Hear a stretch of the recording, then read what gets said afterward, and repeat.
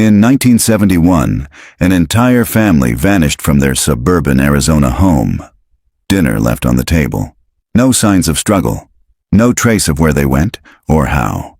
For decades, the case haunted the community, then faded into silence. But in 2023, a young woman buys a vintage Polaroid camera at an estate sale, one that came from the very house the Langleys once owned. Inside, a sealed film cartridge. What it captured was never supposed to be seen. Subscribe for more real-life-inspired true crime mysteries. What you're about to hear is based on a case that was buried for over 50 years. Phoenix, Arizona. September 3rd, 1971. The ceiling fan turned slowly above the Langley family's dining table, its blades catching the fading orange light of a desert evening. Shadows lengthened across the floor, stretching from the hallway to the kitchen like fingers reaching for something unseen. Dinner was still warm. 4 plates, roast chicken, canned green beans, and buttered rolls. The glasses were half full. One of them, a small blue plastic cup, had tipped on its side, its contents soaking into a paper placemat colored in crayon by a child's hand. At the table, 2 chairs were tucked in. One was pushed back, slightly angled. The last sat empty but still pulled out, as if someone had left in a hurry. A small wind-up toy dog spun in slow circles on the floor near the living room carpet, its mechanical barks now silenced by time. The family's actual dog, a terrier named Mags, scratched at the front door, whining softly. The front door was wide open. Neighbors would later say they noticed the lights were on well past midnight. That wasn't like the Langleys. Not Edward, who worked sunrise shifts at the power plant. Not Clara, who always tucked the kids in by 8:30. And certainly not Sammy and Beth, 7 and 5, who were never out of sight on a school night. But no one called the police that night. Not yet. It was Clara's sister who found the house the next morning. Everything was quiet. The car was still in the driveway. The beds were unmade, toothbrushes still damp. Clara's purse sat on the counter next to the fridge. Edward's wristwatch, cracked and worn, was in its usual spot on the nightstand. And in the living room, half hidden beneath the curtains, was the family's Polaroid land camera. Strap coiled, lens fogged with fingerprints, flashbulb spent. No bodies, no blood, no sign of forced entry, no farewell note, no ransom demand. Just a house frozen in the middle of life, abandoned mid-sentence. Within 48 hours, the search began. Dogs, helicopters, canvases, phone calls, the case made local, then national news. For weeks. Reporters parked outside the house. Psychics wrote in from across the country. Theories ranged from cult abduction to carbon monoxide poisoning to Edward snapping under pressure and killing them all, though no bodies ever turned up. But slowly, as the seasons changed, attention faded. Leads dried up. And eventually the Langley house was just another tragic address with a cold history. The new owners gutted it in the 80s, stripped the wallpaper, changed the floors, painted over the nursery. But even then, the rooms never seemed to hold warmth. Renters came and went. In time, the property became a foreclosure, then an estate sale listing, buried among hundreds in a dusty storage lot. No one ever figured out what happened to the Langleys. No one even realized the camera had never left the house. Inside it, untouched for over 50 years, the film waited in the dark. Still sealed, still loaded, still holding what may have been the last images the Langley family ever saw. And in 2023, someone finally pressed develop. The heat pressed down like a hand. Not the dry, sunburned heat tourists imagined when they pictured Arizona, but the kind that seeped into your bones, thick and still and hard to breathe through. Claire Rowe stepped out of her car and immediately regretted wearing jeans. Her shirt clung to her back before she reached the sidewalk. The estate sale wasn't much to look at. Just a sagging one-story house with flaking beige paint and a brown lawn that hadn't been watered in weeks. The porch creaked beneath her steps as she joined the handful of browsers already inside. The air smelled like dust and lemon-scented cleaner fighting a losing battle. Claire moved through the living room slowly, avoiding eye contact with the older couple arguing over a grandfather clock. She wasn't looking for anything specific. She never was. These kinds of sales were her habit, a way to unwind between freelance photography gigs, a ritual she'd picked up after her mother died. Most of the time, she left empty-handed. Today, she wasn't sure why she stayed. The furniture was dated, sun-faded couches, water-stained coffee tables, a console TV that had probably last worked during the Reagan administration. An old woman in a yellow vest sat near the front door, handing out numbered stickers to buyers. "Is this your listing?" Claire asked, gesturing to the space. "Nope," the woman said, without looking up. "Belonged to a cousin of the bank manager. Place has been empty for years, never even hit the market." Claire nodded politely and wandered deeper into the house. The back room was cooler. A dusty ceiling fan clicked rhythmically above boxes labeled with peeling masking tape. The clutter was what caught her eye. Old radios, shoe boxes full of tangled cords, mismatched tableware, and a shelf of National Geographic issues from the 60s. A milk crate sat wedged in the corner beneath a pile of kitchen towels. She bent down and tugged it free. Inside, nestled among cracked picture frames and rusted cookie tins, was a camera, a Polaroid land camera model 210, heavy, cool to the touch, the kind her mother used to carry on road trips. Claire turned it over in her hands. The rubber grip was worn smooth, but the shutter button clicked when she tested it. It still had a strap. And, surprisingly, the film compartment wasn't empty. She popped it open. There was a full-sealed cartridge inside. Claire blinked. Most people left these things empty to avoid corrosion, but this one looked intact. A strip of yellowed tape stretched across the top, sealing the cartridge shut. Something had been scribbled on the tape in faded ink, almost illegible now. She tilted the camera to catch the light. "Do not develop." A chill crawled up her arms despite the heat. It could have been a prank, a joke, or some superstitious scribble from a paranoid relative. But something about it didn't feel like a joke.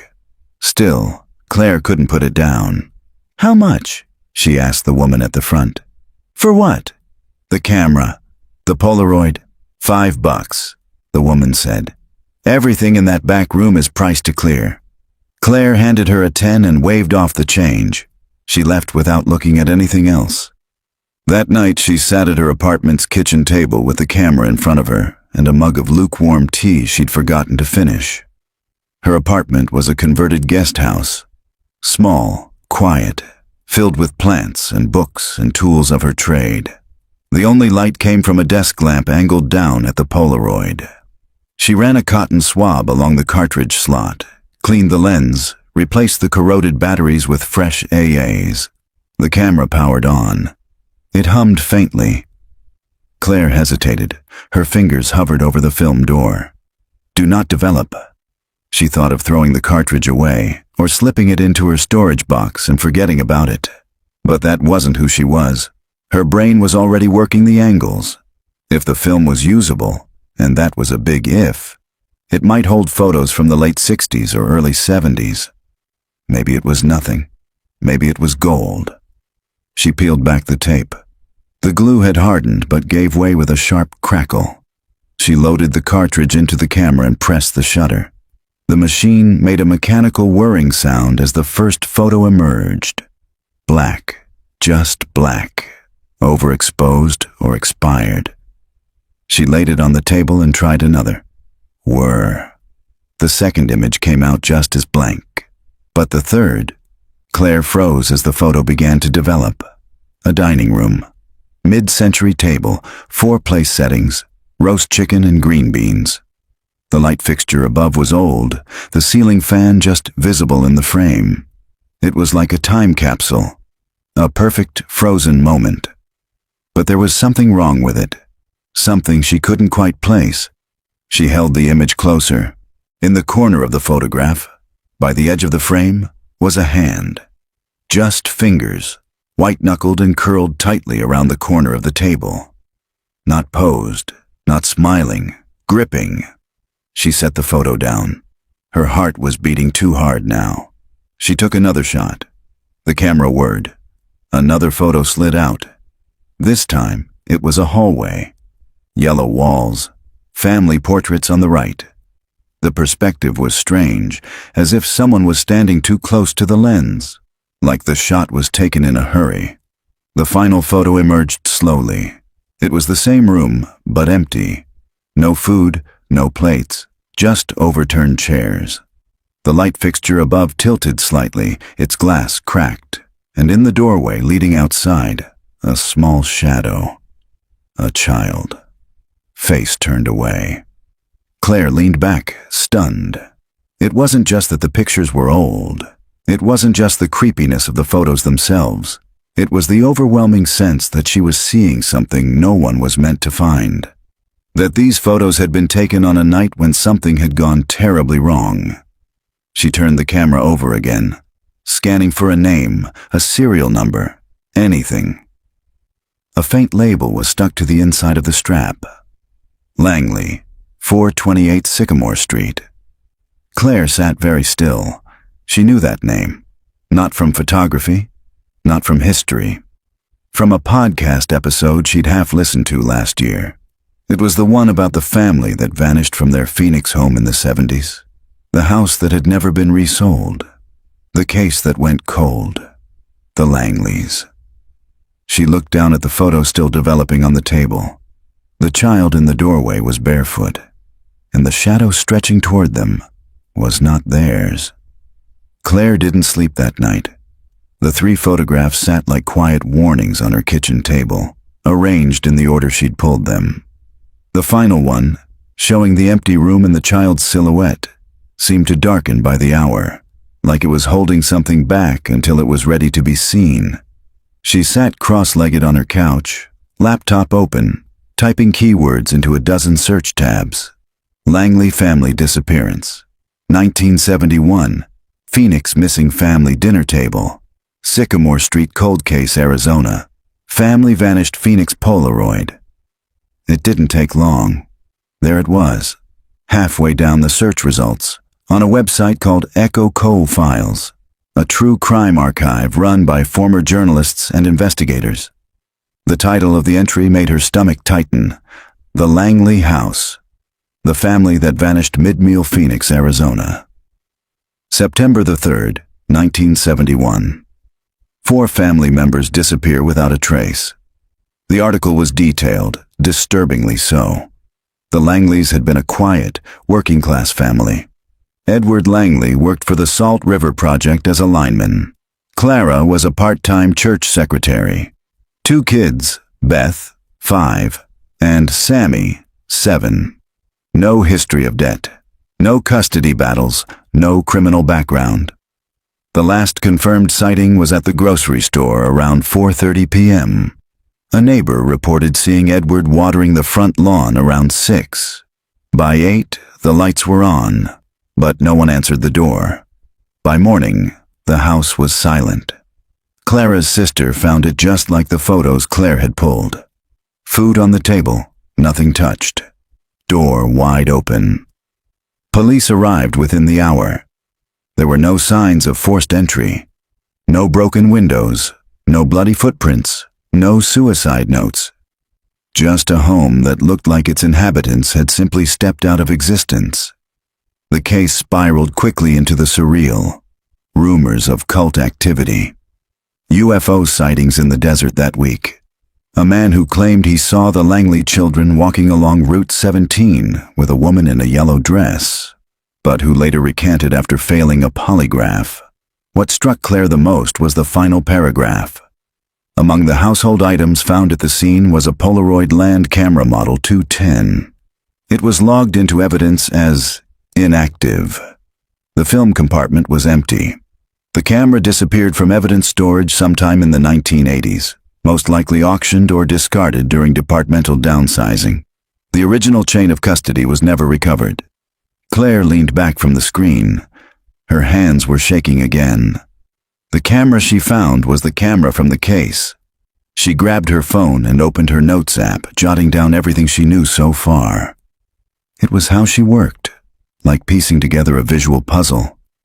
She needed to see the timeline, map it out, trace every clue until something clicked. Then she paused. If she had the camera, if the film was original, that meant the photos she developed had never been seen by investigators. These were undeveloped at the time of the disappearance, which meant one terrifying thing. Someone, likely the person responsible, had taken them, then left the camera behind, assuming the film would never survive. It had. And now it was speaking. The next morning, Claire drove to the Phoenix Public Records office. The building was cool and gray inside, all vinyl tiles and humming fluorescents. She signed in, gave her ID, and asked for public access microfilm on the Langley case. The clerk, a woman in her 60s with sharp eyes and a librarian's gait, took a long look at her. "You a reporter?" "Photographer, working on a personal project." The woman didn't press. She disappeared into a back room and returned 5 minutes later with a box labeled Langley, E. Disappearance case number 71-9204. Claire slid into a viewing booth, fed the first roll into the machine, and began turning the dial. The old headlines blurred by. "Missing family. Stuns community dinner table still set. But where are the Langleys? Police. No leads, no suspects. In vanishing case." She paused at one article from September 7th, 1971. The front page included a black and white photograph of the dining room, taken by police. Claire squinted. The shot was nearly identical to the one she had developed at home. Same angle, same lighting. But something was missing. In her photo, the hand gripped the corner of the table. In the police photo, that part of the table was cropped out entirely. She flipped to the report details. Several lines were blacked out. Note: film recovered in camera was blank. Possible light exposure. Camera logged. No further analysis requested. Object considered non-evidentiary. That made no sense. Claire knew how durable old film could be. Even if light damaged, fragments should have shown up. But someone had clearly written off the film. Or lied. She leaned back, staring at the screen, unsure if what she was feeling was adrenaline or fear. Something about this case had been deliberately buried. That night, Claire called her friend Dominic Tran, a forensic technician she'd met 3 years ago while shooting a documentary series on cold cases in Flagstaff. He owed her a few favors. "Are you sitting down?" she said after he picked up. "I'm literally slicing pizza over the sink. What's up?" "I need you to run a name through your system." Raul Dreyfus pause. "That's random. It's a lead connected to a missing persons case from 1971. I found photos, ones that were never logged." Dominic sighed. "You're serious?" "I have the actual camera." She heard his breath catch. "Okay, I'll check, quietly. But if it's an active investigation..." "It's not," she said. "It's ice cold. But now it's thawing." Later, Claire couldn't stop staring at the photo with the child. She took out a magnifying lens and examined the edges. The shadow behind the child. It wasn't smoke. It wasn't furniture. It was a figure. Tall, angular, unmistakably human, but wrong. The head was slightly too large for the shoulders. The arms, long, like the elbows bent the wrong way. The face was turned just enough to suggest features, but blurred beyond recognition. Not by motion, but by intent. Claire sat frozen in her chair for a long time. Then she did something she hadn't done in months. She pulled out her recorder and hit record. Log Entry 1, Langley House, Polaroid film recovered. 3 photos developed. First, dinner table, full meal, hand visible in frame. Second, hallway, partial blur, off-kilter angle. Third, room empty, child in doorway, unidentified figure behind them. Film appears original. Timestamps missing. Investigative materials from 1971 confirm similar room setup. Evidence suggests someone remained in the house after disappearance, possibly a 5th person never identified, beginning independent investigation. She turned off the recorder, and for the first time in her life, she felt like the photo had taken her picture back. Claire didn't leave the apartment the next day. The 3 developed Polaroids now sat in protective sleeves inside an archival box she used for high-value prints. But she couldn't stop looking at them. Every time she did, the 3rd photo, the one with the child and the shadow, seemed to shift just a little more, like it didn't want to be still. She spent the morning digitizing the images with her DSLR, adjusting light levels and contrast, running them through photo enhancement software on her laptop. She didn't add anything, just clarified the shadows, trying to tease detail out of the grainy film. It wasn't just a figure behind the child. It was a man, or something close to one. Broad shoulders, elongated neck, arms strangely rigid at his sides. No obvious face, just the suggestion of a mouth, slightly open. The figure stood halfway in the hallway, as if caught mid-step. It hadn't been posed, it had been caught by accident. The timestamp metadata was corrupted, of course. Old Polaroid film never had digital time signatures. But the dust on the lens, the streaks on the emulsion, Claire could estimate the shot had been taken at, or just after sundown. The final light before a house went dark. She opened a new project folder on her desktop. Langley, photographic evidence, raw, and started uploading the files. By noon, Dominic called. "I ran the name you gave me," he said. "Raul Dreyfus. There's no record in any major state database. No driver's license, no arrest record, not even a DMV entry for the 1970s. "What about property records?" Claire asked. "Anything tied to Sycamore Street?" "There's one hit," Dominic said. "Deed transfer for 428 Sycamore in 1981 from county repossession to a trust named Desert Willow Holdings. The trustee on file? R. Dreyfus. So he took control of the property after the Langleys vanished?" "Looks that way. Might have been a shell name. I dug into Desert Willow Holdings. It dissolved in 1983. No tax returns, no business filings, just vanished." Claire's heart started to race. Dominic, if this guy staged the disappearance and then bought the house through a trust, it's not just suspicious, it's premeditated. "I know," he said, "but that's not even the weirdest part." He paused. "I looked up the original forensics from 1971. The film was logged as damaged, declared blank, but guess who signed off on the analysis?" Claire waited. "Detective First Class Vernon Dreyfus." Her skin prickled. "You think they were related?" "Same last name. Small city department back then. Would have been easy to fudge paperwork, especially if you wanted something to disappear." Claire stared at the camera sitting on her desk. "I have Vernon Dreyfus's signature scanned," Dominic added. "Want it?" "Yes. Send everything." That night, Claire pulled the blinds and set the photos out again.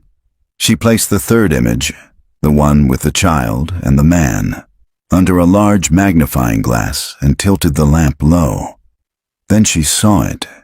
In the top right corner, barely visible unless the light hit just right, was a sliver of reflection in the hallway mirror. It wasn't part of the figure. It wasn't the child. It was someone else. A 3rd presence. A face. Watching. Claire staggered back from the table. No matter how she angled the lamp, the reflection remained. A warped face with vacant eyes. Wide, close to the mirror. As if whoever it was had been hiding just out of frame. She grabbed her notebook and wrote, "3rd person visible in mirror. Reflection appears too high to be child, possibly observer, or photographer. If Langley family is gone, Who took the final photo? She stared at the question for a long time. Then she circled it twice. 2 days later, she drove to 428 Sycamore Street. She hadn't meant to go. She told herself it was just curiosity, but when she passed the street on her way to a shoot across town, something in her gut twisted. She made a quick turn, parked, got out. The house stood exactly as it had in the photos. Single story, chipped white paint, overgrown shrubs choking the windows. A real estate sign hung crookedly on the chain-link fence, half covered in vines. For sale. Bank-owned property. No entry. Without Agent Claire walked the perimeter slowly, camera slung over her shoulder. She shot a few wide angles from the sidewalk, framing the front porch, the kitchen window, the cracked walkway leading up to the door. It was quiet.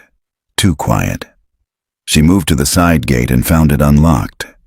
Slipped through. In the backyard, weeds stood chest high. A rusted swing set leaned against the fence. One of the chains hung loose, the seat lying flat in the dirt. The slider door was boarded shut. Claire raised her camera, but just before she took the photo, she felt it. A presence.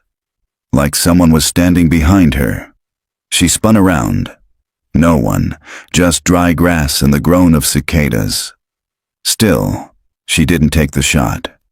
Instead, she backed out of the yard, returned to her car, and locked the doors. As she pulled away, she glanced back through the rearview mirror. The curtain in the front window moved, only slightly, but enough to know it hadn't been the wind.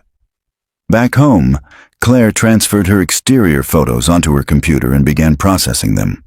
She zoomed in on the front window.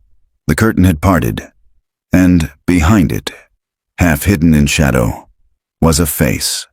Not a reflection. Not pareidolia. An actual face. Wide eyes, pale skin, the nose flat, almost pressed against the glass. She enhanced the exposure slightly. Her stomach dropped. It was a girl. Young, maybe 10 or 11. Not Beth. Not from the original photos. Someone else. Claire grabbed her notebook. Face in front window. Appears to be girl. Who is she? Why is she inside?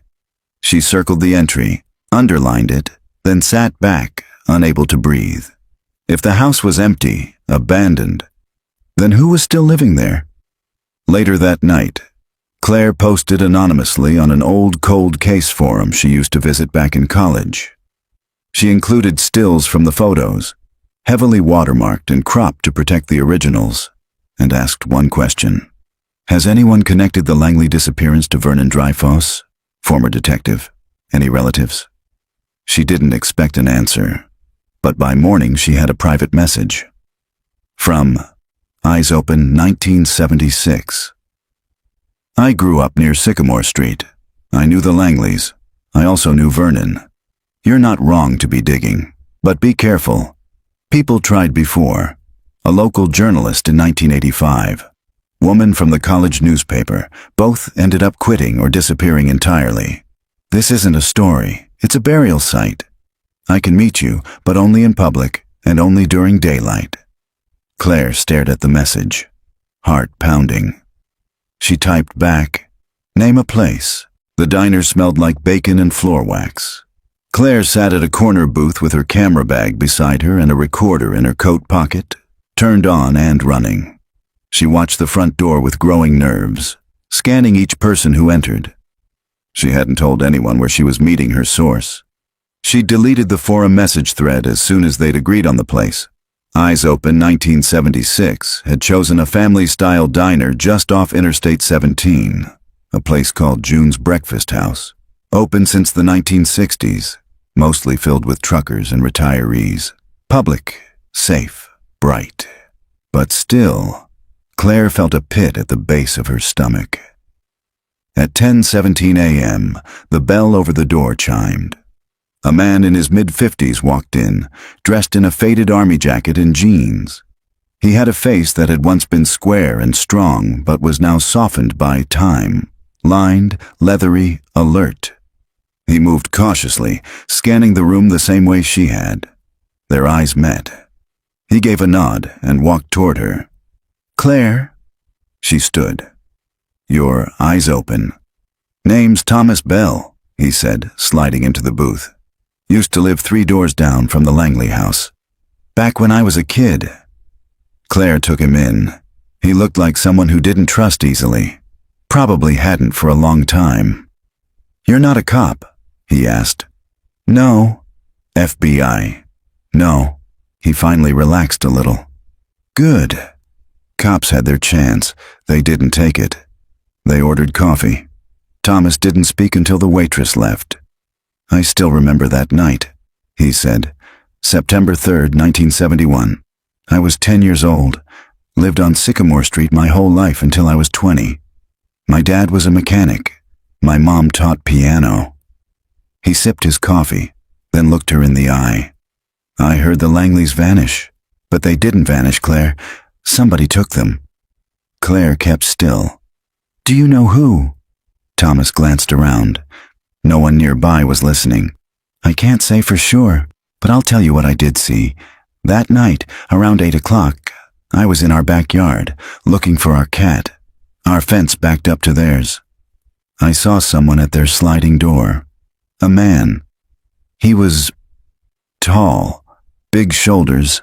I thought it was Mr. Langley at first, but then he stepped into the porch light." He looked away. "It wasn't Edward." "What did he look like?" Thomas didn't answer right away. "You ever see someone and just know something's wrong? Not because they're doing anything, just because of the way they feel in a space. This guy didn't walk like he belonged in that house. He moved slow, deliberate, like he was acting, but didn't understand how people are supposed to move." Claire's throat was dry.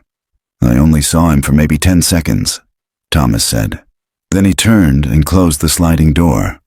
Lights inside went off a minute later. After that, the house was just still." "Did you tell anyone?" "My dad, but he said I was imagining things, said I was being dramatic, that the Langleys probably just went on a trip and forgot to tell someone. The police came the next day. I told them what I saw. Know what they did?" She shook her head. "Nothing.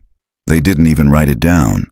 One officer patted my head and said I had a vivid imagination, told me not to talk about it to the neighbors." Claire took out the digitized photos and laid them on the table, flipped over for privacy. "I found these, in the original camera, from inside the house. You need to see them." He hesitated, then nodded. She turned them over one by one. The dining table, the hallway, the child in the doorway with the looming figure behind, and then the enhanced crop of the mirror showing the watching face. Thomas stared at them for a long time. Then he exhaled sharply and said, "Jesus, that's not Edward Langley," Claire said. "That's someone else. Maybe the man you saw." He tapped the mirror image. "That's not a reflection from inside. Look at the height, the way the eyes are level with the hallway trim. That person's standing in the wall." Claire blinked. "What do you mean?" "I mean behind the mirror. That part of the house had an access crawl space, an old one. I remember from when the Langleys had some plumbing redone in '70. My dad helped with the job. The mirror is built into the drywall, but there's room behind it." Claire leaned forward. "So someone could have been hiding?" Thomas nodded slowly. "That house has dead spaces, crawl tunnels, storage gaps between walls. It was built cheap and fast in the '50s. It's like a honeycomb in there." Her mind raced. The child in the photo wasn't just in danger. They were being watched from multiple angles. Claire lowered her voice. "Do you know anything about Vernon Dreyfus?" Thomas looked up sharply. "I haven't heard that name in years." "He was lead detective on the case. Signed off on the film evidence as blank. Later acquired the house through a shell trust." Thomas's jaw clenched. "That doesn't surprise me. Dreyfus was dirty. Everyone knew it, but no one had the stones to say it out loud. He was obsessed with that case. Spent more time in that house than anyone else. My dad said he kept going back at night, even when the investigation was closed." Claire's skin crawled. "Why?" "Don't know. but people said they saw lights on when it should have been empty. Sometimes a car parked down the street with the lights off. Dreyfus died in the 90s. Heart attack, I think. But the whispers never stopped. Some say he wasn't just covering something up. They say he lived there for a while. In secret. Claire looked down at the photos again. Then, who's in the house now?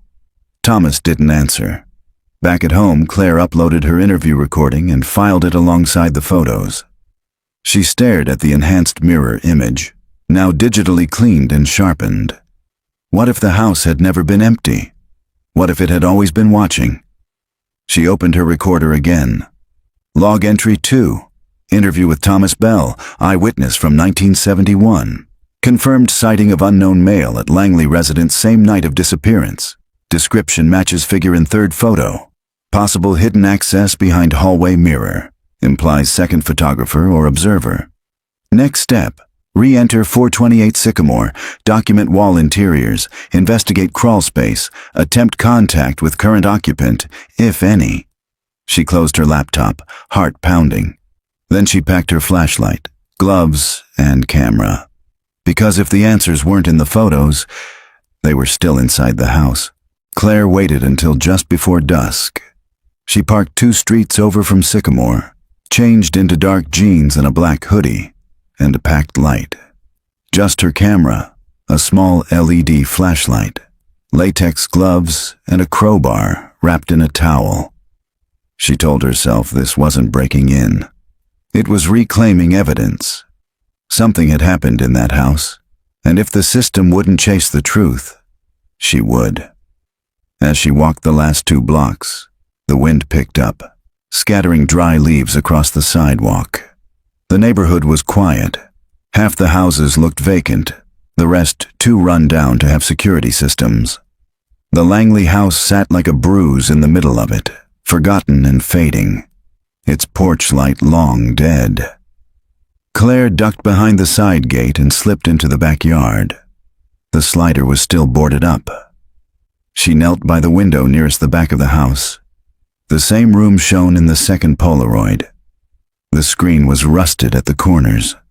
She pried it off carefully, then pressed her hands against the glass. Unlocked. She hesitated only a moment, then pushed. The window groaned upward on the warped rails. Claire slid inside and landed in the dining room. It was cold, colder than it should have been for an Arizona evening. The air inside felt still, unmoved, like it had been sealed for decades. She clicked on her flashlight and swept the beam across the room. The wallpaper was peeling. The light fixture above the table hung crooked, missing one bulb. Dust coated every surface. The room was frozen, almost just like the Polaroid. But the table and chairs were gone. So were the plates. Only a faint rectangle of cleaner floor tiles remained where the table had once stood. She made her way to the hallway. The floor creaked under her feet, the sound loud in the silence. She passed a faded family photo, Edward, Clara, Beth, and Sammy. All smiling. Beth wore a blue dress with white daisy buttons, the same dress as in the police report, the same dress from the photo. Claire kept moving. The hallway ended at a door, closed but not locked. She pushed it open. It was a bedroom. Pink wallpaper, sun-faded and peeling. Stickers of cartoon animals dotted the closet door. A child's room. The window had been painted shut, and the room smelled of old fabric and dry air. She turned back toward the hallway, and stopped. To her left, halfway between the dining room and the child's bedroom, was the hallway mirror. Large, oval, framed in black painted wood. It was clouded now, but unmistakable. This was where the reflection had been captured. Claire reached out and touched the glass. Cold. She knocked. Hollow. She stepped back and examined the wall. A faint seam ran around the mirror's frame, just wide enough to suggest it wasn't flush with the drywall. She pressed along the edges. One corner gave way. A panel popped loose with a quiet snap. Behind it, darkness, a crawl space. Claire slipped on her gloves, pulled out her flashlight, and crouched down. The opening was tight, maybe 3 feet tall. She angled her headlamp and slid in on her stomach, pulling herself forward on her elbows. The space stretched behind the walls like a narrow tunnel. Beams, old insulation, pipes. She coughed as dust rose around her but kept moving. After 6 feet, she hit a junction, another passage branching off at a hard right, toward what would have been the living room wall. She turned. The beam of her flashlight caught something ahead, something that wasn't wood or pipe. She crawled forward until it came into focus. A cot, metal framed, covered in filthy blankets. Next to it sat an overturned crate used as a makeshift table. On it, a water bottle, an old lighter, a torn comic book, and a Polaroid photo, face down. Claire's breath caught. She reached forward and picked it up.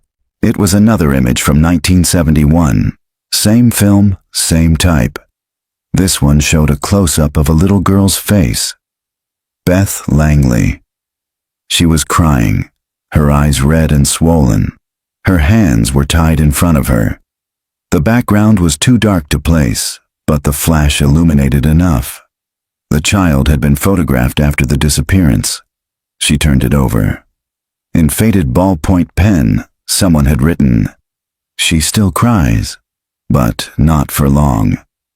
Claire felt the panic rise in her throat. She turned off her light, held her breath, listened, and heard it. Breathing, not hers. Shallow, raspy, from deeper inside the wall. Claire backed up slowly. Her elbows scraped insulation. Her knees caught on something sharp. She didn't dare turn the light back on. The breathing grew louder, then stopped. She crawled faster, heart thudding, lungs burning. She twisted out of the crawl space and fell back into the hallway, gasping. Her hands shook as she reattached the panel, pushing it flush against the frame. Behind the wall, something scratched softly against the wood. Not violently, not fast, just enough to let her know it was there. She grabbed her bag and ran for the window, climbed out without closing it, hit the yard and sprinted through the gate. She didn't stop until she reached her car. That night, Claire sat on her bed with the new photo laid out on her pillow. Her hands still shook. She recorded a new log entry. Log 3, evidence recovered from crawl space behind hallway mirror. Polaroid image shows Beth Langley post-disappearance. Confirmed physical distress. Message on back implies ongoing captivity. Suggests at least one family member survived for extended time. Crawl space inhabited. Recently. Evidence of water, comic, sleeping cot. Heard active breathing while inside wall. No known occupant of house listed in property record. Returning tomorrow with backup. Bringing Thomas. She closed the recorder, and then locked every window in her apartment. Claire didn't sleep that night. She sat at her desk, replaying the sound in her head. The low, steady rasp of breathing from inside the crawl space. Not animalistic. Human. She'd heard enough to know the rhythm of lungs. Not panic, not fear. Someone had been watching her. She stared at the Polaroid photo of Beth Langley lying on the desk under a sterile reading lamp. The image was clearer now, cleaned up through Lightroom, clarified but not less disturbing. Beth's hands were bound with coarse rope. Her hair had been cut unevenly. The lighting was harsh, the kind used in basements or closets. A flash with no diffusion, but it wasn't just the girl. Claire had zoomed in. In the left side of the frame, behind the child, near her shoulder, was the soft curve of something metallic, almost hidden behind shadow. The corner of a camera lens. Someone had taken a picture of the photographer. She called Thomas Bell just after sunrise. "I need you to meet me. 10 a.m. sharp. You okay?" "No," she said, "but I think I found where they were kept, and I wasn't alone." There was a pause. "Send me the address again," he said. "I'll bring a pry bar and a crowbar, just in case." They met at a gas station near the Sycamore neighborhood. parked Claire's car behind a shut-down dry cleaner, and walked the remaining blocks in silence. Claire had brought her camera, gloves, flashlight, recorder, and a new item. A handheld Geiger counter, which Dominic had mailed overnight from Flagstaff.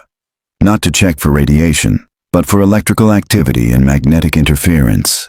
Anything odd behind the walls. "I don't want to be surprised again," she told Thomas. "You won't be alone this time." They entered the house through the same window. Inside, it was just as cold. The smell was stronger now.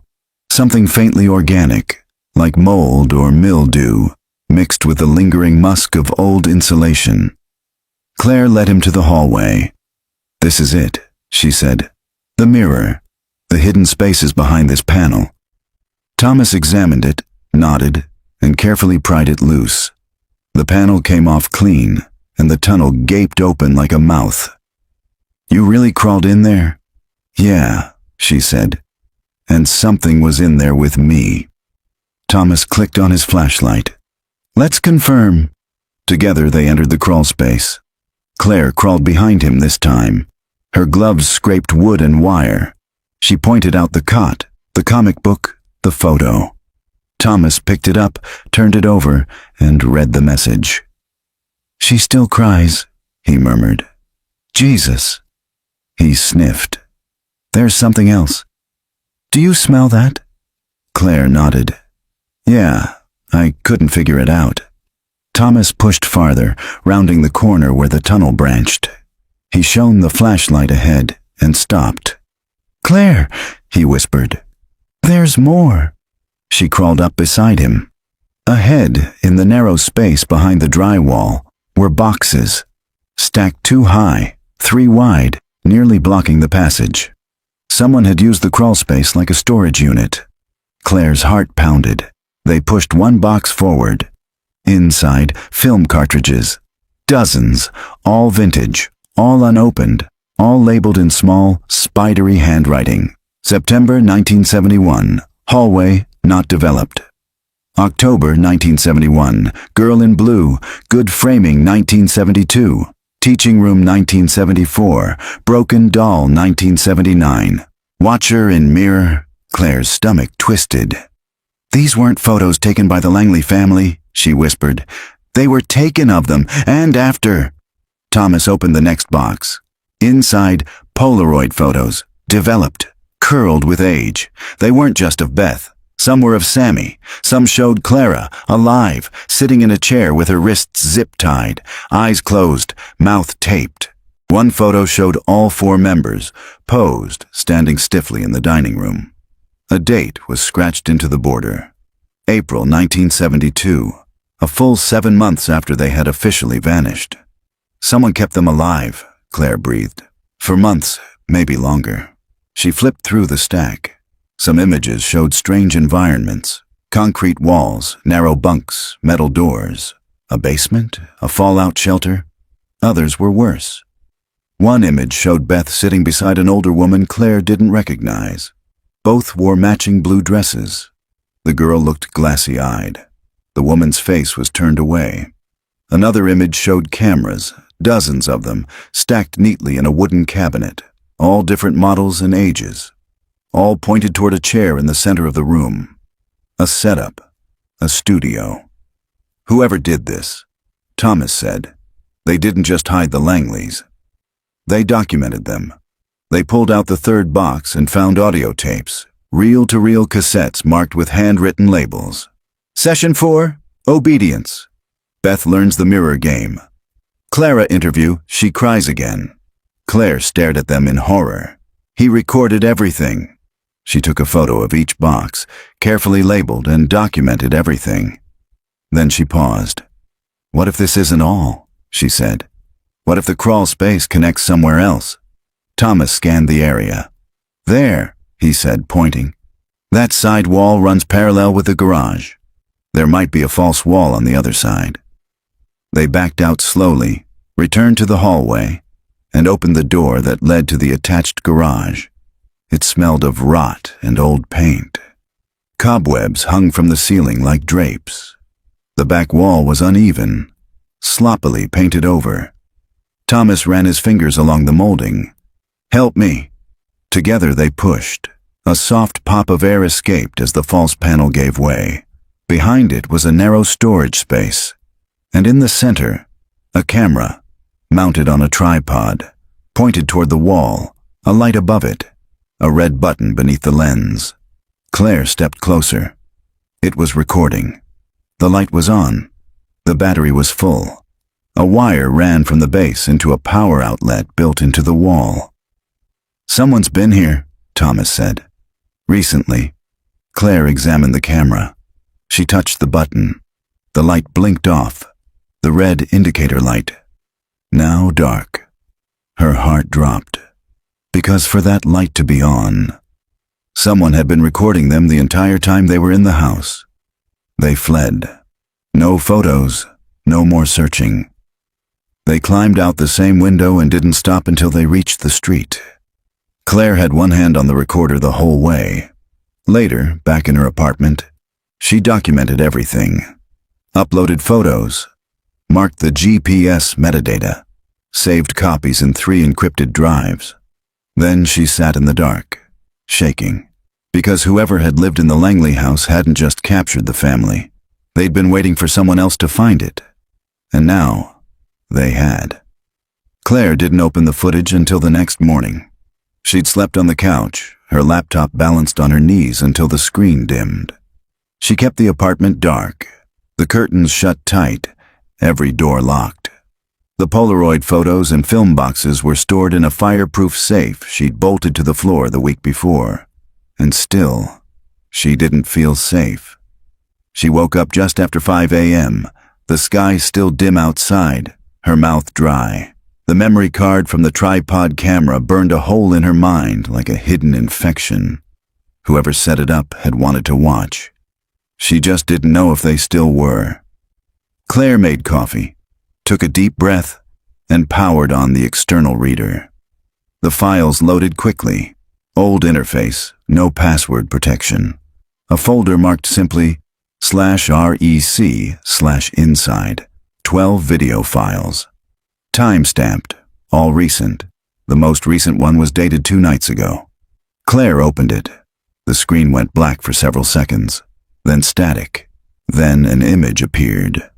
Her, entering the hallway, crawling into the wall, leaving the frame. Then, minutes later, crawling out again, disheveled, breathless, stumbling down the hallway in panic. The audio was faint, but present, her own breathing, her voice. "Oh, God." The next file showed her and Thomas, re-entering, speaking quietly, crawling together into the crawl space. Claire paused the video. Her face was clearly visible. So was his. They'd been watched from the moment they entered, watched by someone who hadn't stopped recording. The earlier files were worse. One dated from 3 weeks ago showed a different woman. Younger, blonde, dressed in hiking gear. She came alone, entered through the same window. She held her phone up like she was live streaming, but she didn't speak. Claire fast-forwarded. The girl moved room to room, stopped at the hallway mirror, touched it. Then, jump cut. The screen cut to static for 6 seconds. When it returned, the girl was sitting in a chair in the dining room, motionless, staring off screen. Her hands were in her lap. Her mouth was moving, but no sound came out. She didn't blink. Claire rewound, rewatched. The time code proved it. There were 6 minutes of missing footage, cut manually, erased. And whoever filmed it had restitched it to resume mid-sentence, as if nothing had happened. Claire opened another file. It was empty, just a blank room, a still hallway. But every few minutes something subtle shifted, like the angle changed, like the camera itself had moved. She opened one more. The camera faced the hallway mirror. At 2:03 a.m., a figure passed behind the glass. Not reflected, not lit. Just a flicker of motion behind the wall. Then another flicker. Then 2 pale hands, small, childlike, pressed softly against the inside of the mirror from behind. Claire slammed her laptop shut. An hour later, she met Thomas at a park near the freeway. Neither of them wanted to go to the house. Not yet. She brought a burner phone, the Polaroid prints, and a USB drive with the camera footage. "I've seen the videos," she said without preamble. "He's watching the house in real time."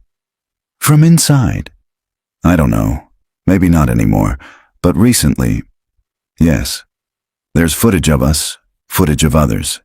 He's still recording." Thomas wiped his face. "This is more than just obsession. He's feeding on it." Claire handed him the USB drive. "I need to do something bigger," she said. "This can't just stay on my hard drive."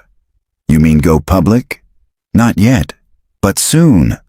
I want backup first." Real proof. Thomas paused.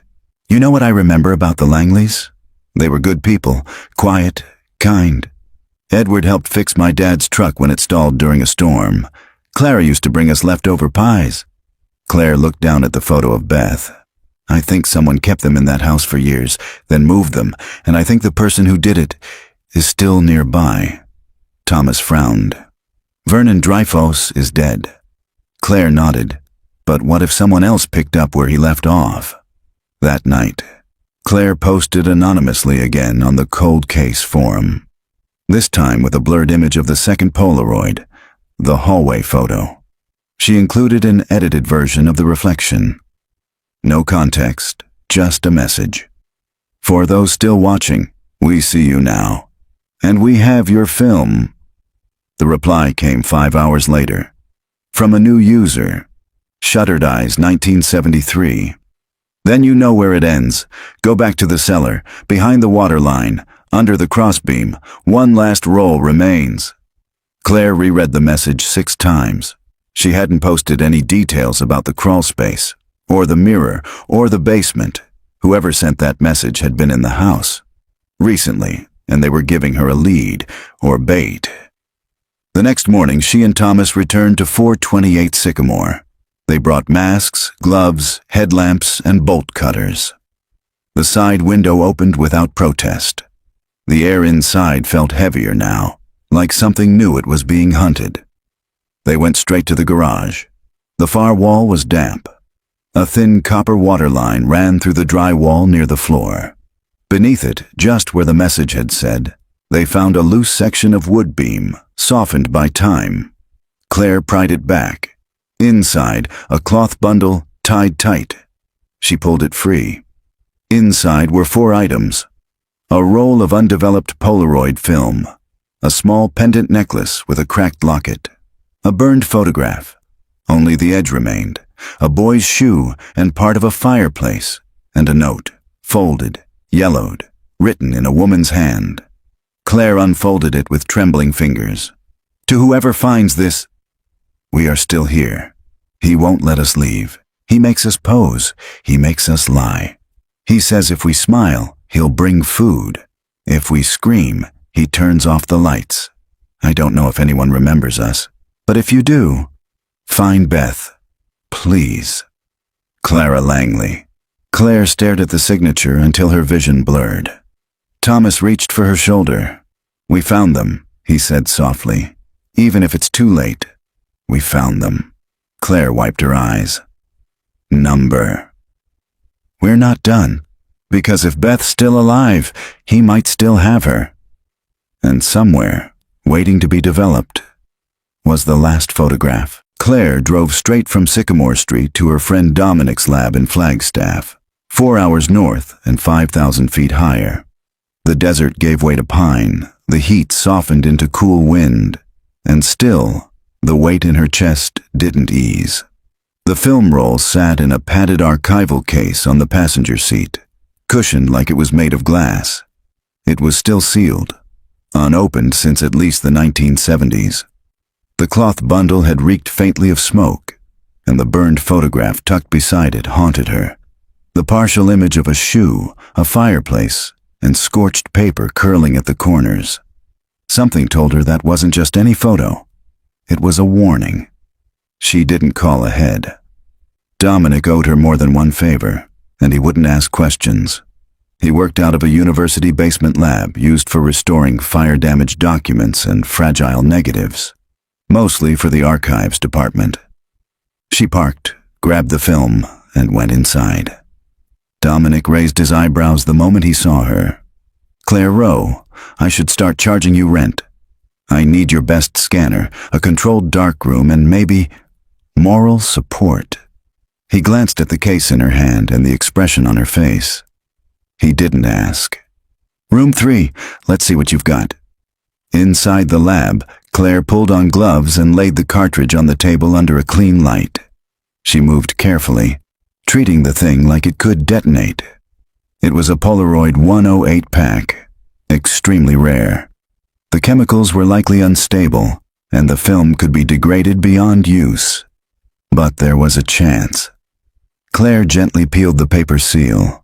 The hiss of dried adhesive gave way, and the roll inside gleamed dull silver in the light. "Still intact?" Dominic asked, watching from the corner. "Surprisingly," she said. She loaded it into a restored camera, the same model as the one from the Langley house, and pressed the shutter. The camera made its mechanical whir. A photograph slid out into her hand. Black, expired. She laid it aside and tried again.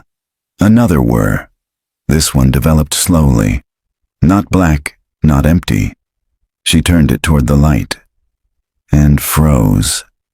It was Beth Langley, but older. She stood barefoot on a concrete floor, wrapped in a blanket, her face half-shadowed. A small chain dangled from her right ankle, barely visible near the floor. Behind her, the outline of a fireplace, the same one from the burned photograph. Claire's voice was tight. "This is post-1971, at least by a decade. She survived," Dominic whispered. "He kept her alive." Claire shook her head. "Number not just alive. He raised her." She developed the next shot. Beth again, sitting at a table, a Polaroid camera in front of her. But she wasn't looking at it. She was looking past it. Toward someone, toward whoever was holding the real camera. Her expression was blank.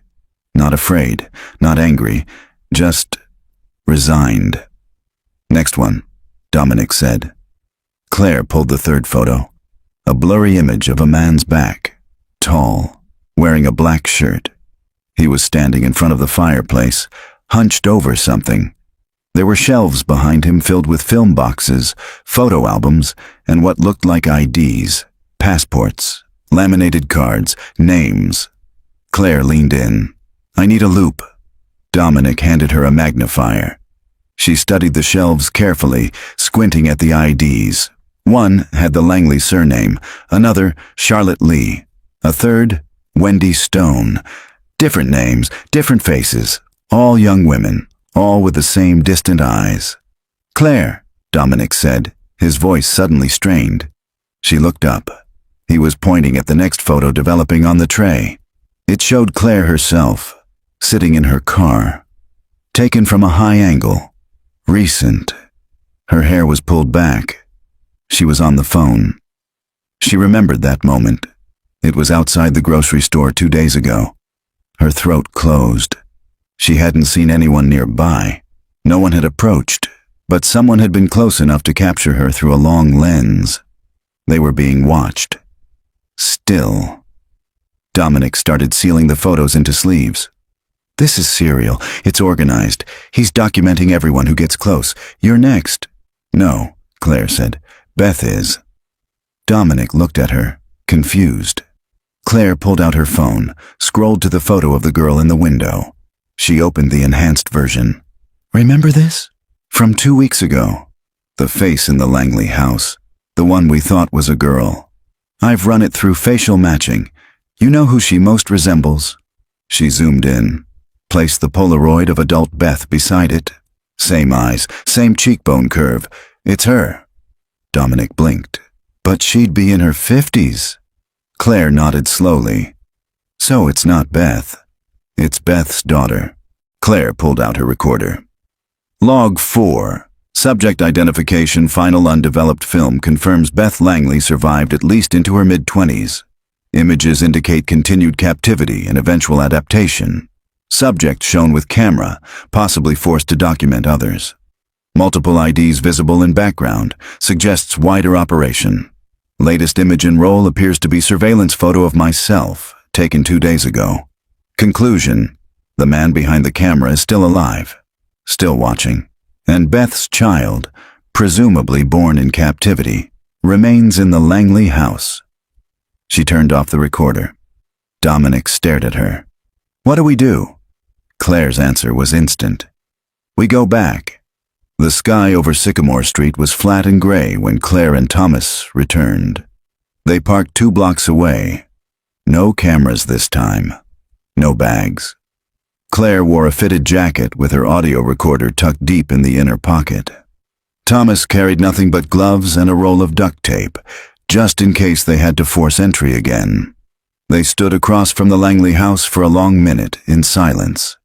It was quiet. Still. Just like before. But someone had been in that house recently. Someone had taken Claire's picture.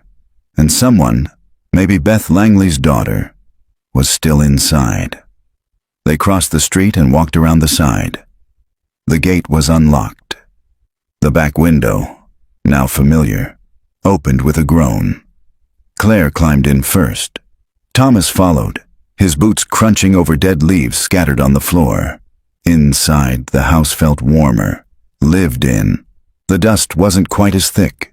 The scent of rot was fainter. A hallway light was on, dim, yellow. Claire looked at Thomas. "That light was off last time." He nodded once, jaw tight. They moved carefully down the hallway. Claire stopped in front of the mirror. She touched the frame, warm, then movement, behind the glass. Not a shadow, not imagined. A hand, pressed gently against the other side. Small, pale, not dirty, not afraid. Claire whispered, "It's her." The hand didn't move. Claire spoke softly, "I know you're there. My name is Claire. I'm not here to hurt you."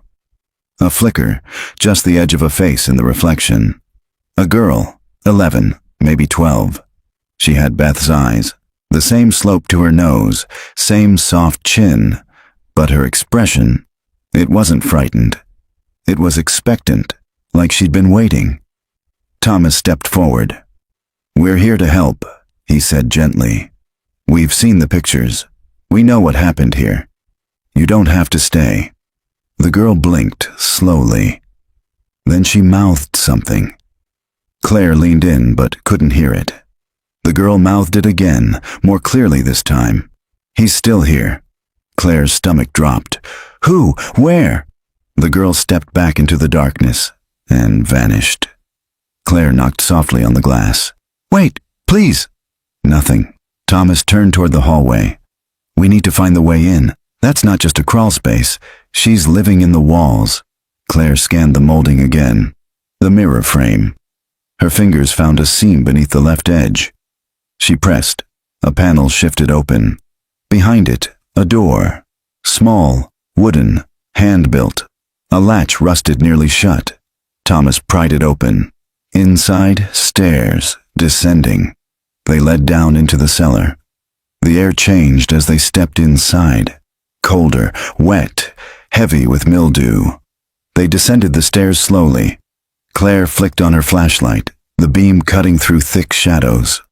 The cellar was larger than expected, 20 by 30 feet, reinforced with concrete and wooden beams.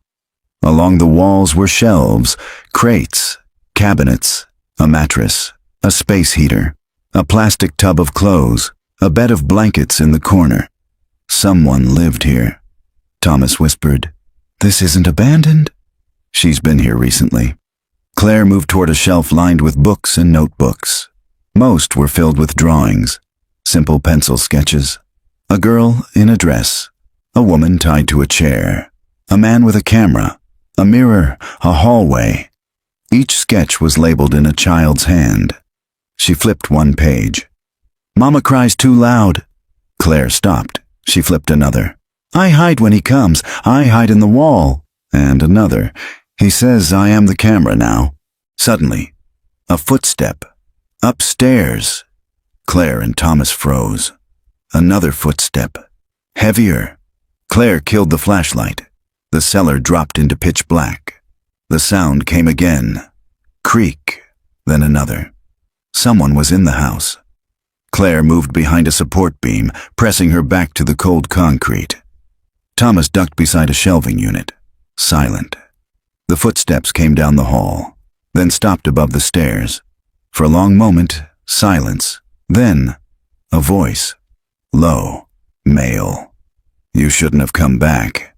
Claire's skin went cold. The voice was deep, measured, calm.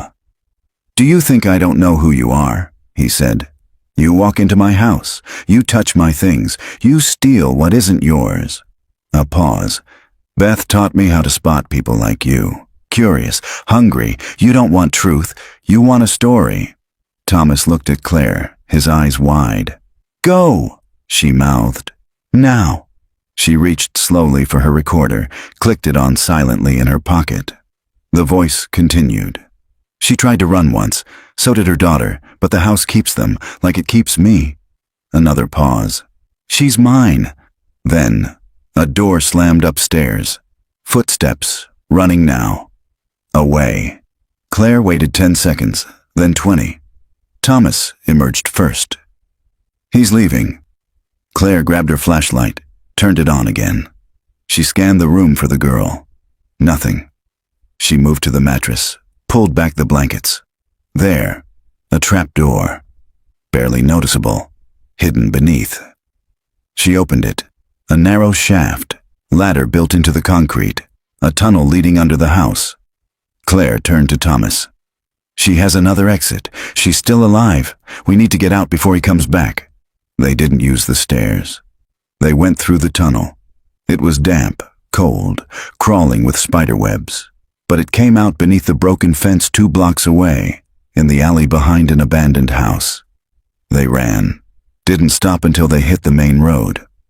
Later that night, Claire uploaded the recorder audio to her laptop. She listened to his voice again, calm, collected, possessive. She opened the last sketch from the notebook. A girl behind a mirror. A woman in chains. And in the corner, drawn faintly in pencil, a man with a camera. Smiling. The next morning, Claire filed an official report with the Prescott Police Department. Not under her own name. Not yet. She created a secure folder, encrypted, time-stamped, cataloged, and submitted audio clips, photographs, and GPS data using a burner laptop from a library computer. She flagged the contents anonymously. Possible evidence. Child in danger. Suspected female minor in concealed space at 428 Sycamore Street. Believed born in captivity. Psychological and physical risk ongoing. Immediate intervention required. She included 1 audio file, the man's voice from the cellar, and 1 photo, the girl's reflection in the mirror. She watched the progress bar until it hit 100%, closed the browser, and left. By midday, police cars had surrounded the Langley house. Claire parked 2 streets away and watched from a nearby hilltop through binoculars. 6 officers, 1 van. A crime scene tent was erected over the front yard. The window she had used to enter was now boarded shut. A woman in a department windbreaker spoke to someone with a clipboard. Another man, likely from CPS, stood with a medic at the side entrance. Claire's chest tightened. Then she saw her, the girl, wrapped in a silver thermal blanket, eyes wide, barefoot on the grass. She was holding a small stuffed rabbit, hair matted, but alive. Claire watched as paramedics approached gently. The girl didn't resist. She didn't cry. She just kept glancing over her shoulder, back toward the house. Later that evening, Claire met Thomas on his porch. I saw them bring her out, she said. She looked like Beth. Thomas nodded slowly. Did you hear what they found? No. They're calling it a survival bunker, but it was more than that. They found 3 rooms, all hidden beneath the house, connected by reinforced tunnels, cameras, journals, food stores. A studio Claire's stomach turned, and a burned mattress, chains on the floor. What they believe was a confinement room. She had been kept there, Claire. That man, we don't even have a name yet, he raised her in total isolation. Claire looked down at her notebook. And Beth. Thomas hesitated. They're still looking, but there were blood traces in the deepest room, old, stained into the concrete. Claire closed her eyes. I think she died down there. I think he buried her beneath the house. Or worse. Thomas said nothing. Claire spent that night digitizing the sketches from the basement. Each one a testimony. She filed them in a folder marked Witness, Child of House. Some drawings told of meals in silence, of being taught to speak only when spoken to, of being made to reenact photos from old Polaroids, posed like her mother, posed like others. She recorded another log. Log 5. Police have recovered an unidentified female child from the Langley residence. Child appears to be Beth Langley's biological daughter, based on photographic and genetic indicators. Forensic search confirms presence of confinement rooms, torture equipment, audio evidence submitted. As of tonight, perpetrator remains unidentified. Possible connection to Vernon Dreyfus still under investigation. Next objective, locate Beth Langley's final resting place. She ended the log and stared at the blank screen. Beth's voice had never been recorded, her face frozen only in photos. But her daughter had drawn the truth. The next morning, Claire received an encrypted message. From Shuttered Eyes 1973. You saw her, but not him. Basement wall, south corner. There is a cabinet. Behind it, the original negatives. Claire didn't wait for Thomas this time. She drove to the crime scene perimeter, parked, and walked until she found the right officer. She held out her press credentials. I'm not here to interfere, she said. But I have information. There's something in the basement, behind the south wall. The officer was reluctant. Then Claire said the name, Langley. 5 minutes later, she was escorted inside. The house no longer smelled of mold. It smelled like chemicals from the evidence team. Air purifiers ran in the hall. Plastic sheets covered the furniture. Yellow tape marked every room. Claire stepped down into the cellar once more, this time with gloves, a badge escort, and 2 detectives standing nearby. She moved to the southern wall. There, she said. The cabinet was bolted to the cement. 2 men helped her pull it free. Behind it, flush with the concrete, was a narrow slit. One of the techs reached in with a hook, pulled out a sealed box. Inside, dozens of negatives, all dated, all marked. Claire flipped through them. Photos of Beth, Clara, Sammy, Edward. Photos of other women, other girls, hundreds of frames. And at the bottom, wrapped in wax paper, one final image. A Polaroid of Beth Langley, dead, face up, her hands folded on her chest, a bouquet of pressed violets laid across her ribs, a handwritten caption, Final exhibit, the quietest she ever was. Claire held the photo with shaking hands. That was it, the last moment, the truth, the closure no one wanted, but needed. She left the house an hour later. The girl had been taken into protective custody. No name given, no statement made, no word on the man. Claire suspected he was gone, like Dreyfus, like the others, swallowed up by systems too blind or too broken to act. But Beth was no longer a name in a report, and her daughter no longer lived in the walls. That night, Claire uploaded her final episode, a podcast titled simply, The House in the Photograph. She included the voice, the photos, the drawings, the tape from the crawl space. She redacted names, blurred faces, but she told the truth. And by morning, the world was listening. Claire's podcast hit 1 million downloads in 3 days, not because it was sensational, but because it was real, raw, human. She didn't dramatize the story. She didn't beg for attention. She simply told the truth. How a family disappeared in 1971. How a photograph reemerged 52 years later. How a daughter, born in silence, watched the world from behind a mirror and waited. Claire left out names, protected the girl.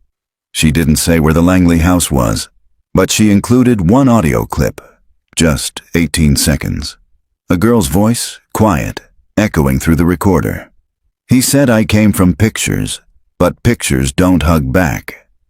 That one line spread across the internet like fire. Forums dissected it.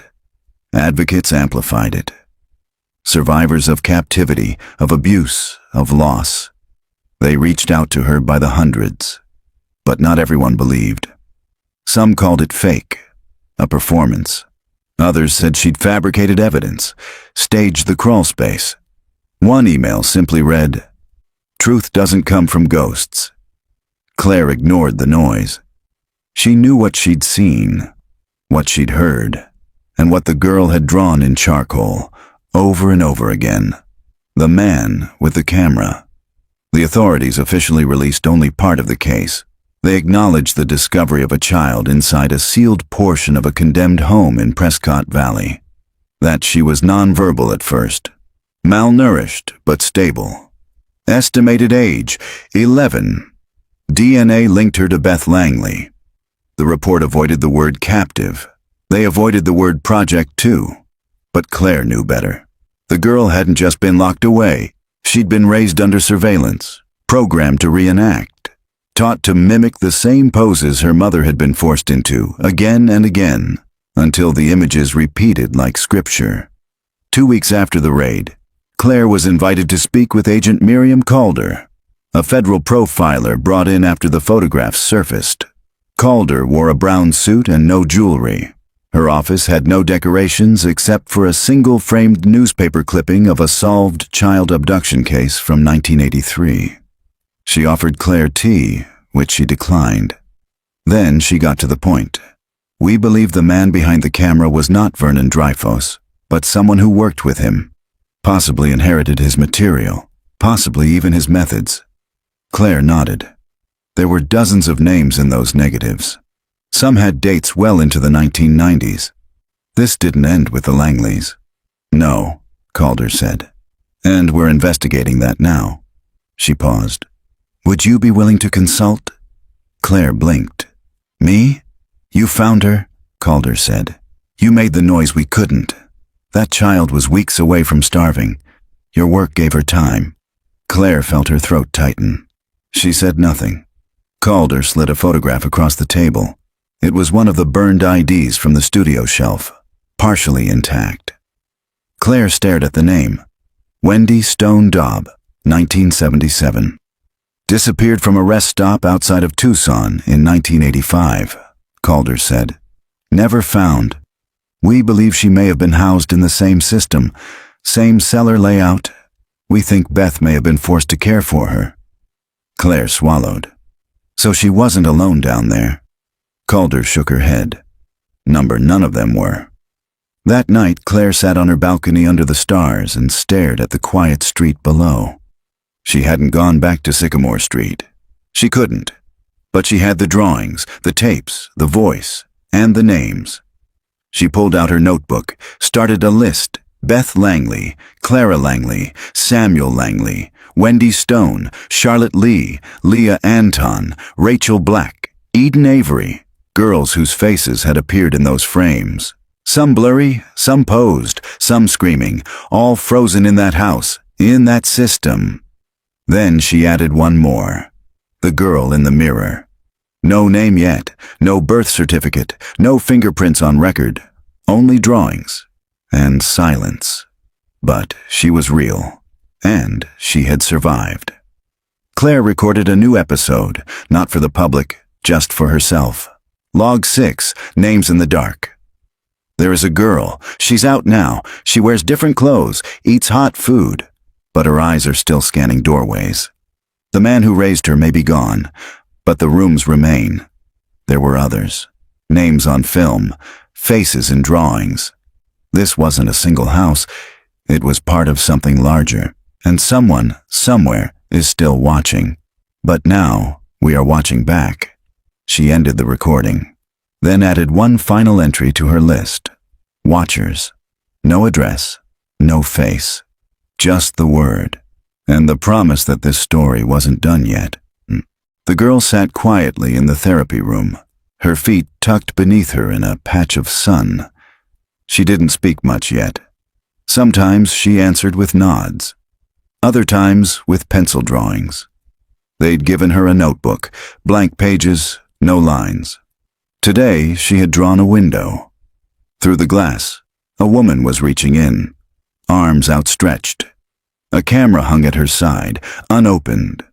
The girl had drawn herself on the other side of the window, reaching back. Above the image, she had written just one word, found. Claire stood on the other side of the glass, the real one, a two-way mirror between her and the child. She didn't wave, she didn't cry, she just watched. The therapist beside her spoke softly. "We've started calling her Lily. Is that her name?" "No," the woman said. "She won't give us one, but she liked it when we said it, so it stuck." Claire nodded. The room was warm, bright, toys scattered on the floor, soft music in the background, a far cry from the concrete cellar she had lived in for years. "She's drawing more now," the therapist added. "Every day, and yesterday she asked for colored pencils." Claire smiled faintly. "She's coming back to herself," she said, "or maybe finding who she was supposed to be." 3 weeks later, Claire received a package in the mail. No return address. Inside, a VHS tape, a pair of gloves, and a single Polaroid photograph. It showed the side of a different house, a boarded window, faint handprints on the inside of the glass. She played the VHS tape on an old deck at the university archive. The screen was static at first. Then, a basement. A woman tied to a chair. The date in the corner, 1986. The name scrawled at the bottom, Wendy Stone. Claire watched for 6 minutes, then stopped. She placed the tape in an evidence bag, took it straight to Agent Calder's office. "They're still out there," Claire said. "This wasn't one man. It was a network." Calder looked grim. "We think you're right. And now we have our first traceable location, Tucson." Claire nodded. "I want to be involved." "You already are." That night, Claire recorded her final episode in the house in the photograph series. Log 7. Exit frame. The girl from the cellar has a name now. She walks in daylight. She draws in color. But her past still lives in the shadows. Rooms lined with cameras, corners taped with secrets. Beth Langley died beneath her own house. But her daughter lived. And her drawings told us more than photos ever could. This isn't the end. It's just the last frame of one reel. The projector keeps spinning. The watchers are still out there, and now we watch them back. She paused, then added one final line. "For Beth, for Lily, for the ones we missed. We see you now." Epilogue 2 months later. Undisclosed location. Lily sat at a desk, crayons scattered around her. She drew a sun, a field, a small house with blue shutters. Then, in the bottom corner, almost as an afterthought, she drew a woman. Thin, gray dress, hollow eyes, watching from the edge of the field. Her name was written in faint, perfect handwriting, Miss July. The case had never mentioned that name. Claire would see the drawing the next morning and freeze, because in the photo archives recovered from the crawl space weeks earlier, one of the photo boxes had been labeled July Series, Initiation. And next to it, in another child's drawing, Miss July always smiles. The frame widened, the mystery deepened, and the house still stood.